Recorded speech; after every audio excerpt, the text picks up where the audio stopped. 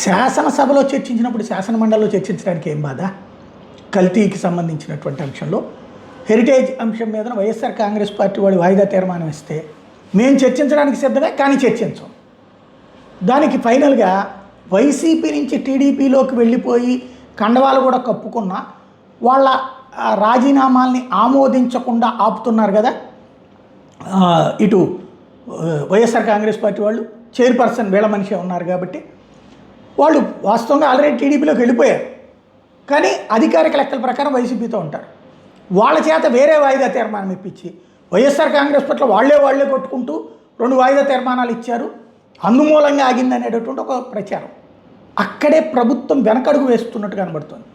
Heritage Indapur issue తీసుకొచ్చాక డిఫెన్స్లో పడుతున్నారా? ఎందుకు చర్చించలేదు? అసెంబ్లీలో చంద్రబాబు గారి దగ్గర నుంచి అందరూ మాట్లాడారు, సుదీర్ఘకాలం మాట్లాడారు. అంటే అవతలోడు మాట్లాడతాడంటే మనకు మాట్లాడడానికి భయమా? ఇక్కడ అవతలోడు మాట్లాడతారు, సమాధానం చెప్పండి, స్పష్టతనివ్వండి. అందులో వాళ్ళు అడుగుతున్నటువంటిది మొన్నటిదాకా వచ్చిన డైరీలు కొత్తగా ఆవులు ఏమన్నా కొన్నాయా?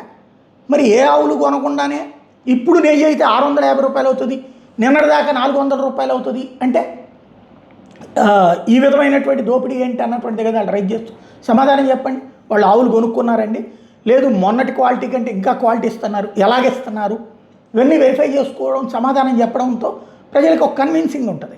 అదొకసారి చెక్ చేసుకోవడం బెటర్.